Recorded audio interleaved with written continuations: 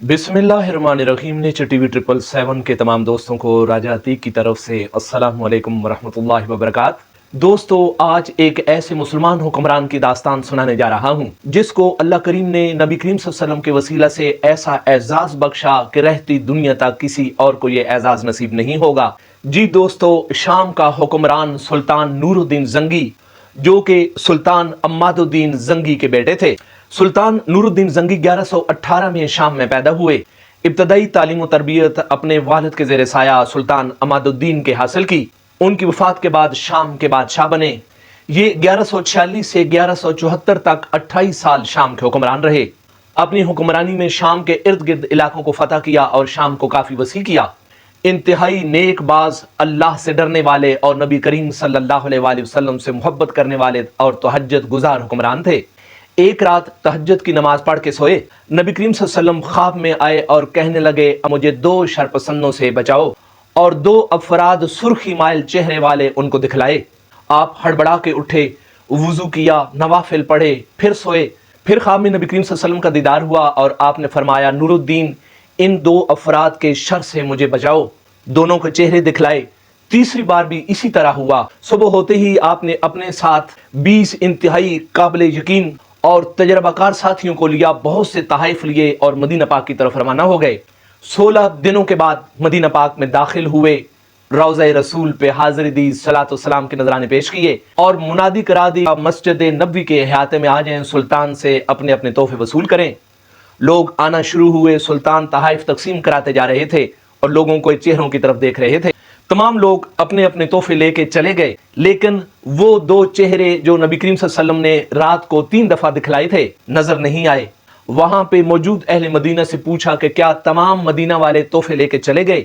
लोगों ने कहा, जी सुल्तान। आपने दोबारा पूछा कि पूरा यकीन है कि चले गए? सामीन में से एक दो अफराद ने बतलाया कि सुल्तान, दो अफराद जो मराकश से आए हैं, निहायत नेकबाज हैं, मस्जिद नबी से चंद घर पीछे एक घर में रह रहे हैं, 24 घंटे इबादत में लगे रहते हैं, बहुत सलातो सलाम नबी करीम सल्लल्लाहु अलैहि वसल्लम पे पेश करते हैं, बहुत फैयाज हैं, लोगों की बहुत मदद करते हैं, लेकिन वो किसी से कुछ लेते और देते नहीं हैं। सुल्तान ने फौरन पैगाम भिजवाया कि उन्हें हाजिर किया जाए ताकि वो अपने तोहफे ले ले। जब उन तक पैगाम पहुंचा तो उनकी तरफ जवाब आया कि सुल्तान का शुक्रिया अदा कीजिएगा, हमें अल्लाह करीम ने सब कुछ अता कर रखा है, हमें किसी दुनियावी तोहफे की या खैरात की जरूरत नहीं है। जब ये जवाब सुल्तान तक पहुंचा तो उन्होंने सख्ती से कहा कि उन दोनों को पेश किया जाए। जब दोनों हाजिर हुए तो नजर पड़ते ही सुल्तान ने उन दोनों को पहचान लिया, लेकिन अपने गुस्से को काबू में रखा। उनसे पूछा, आप कौन हैं?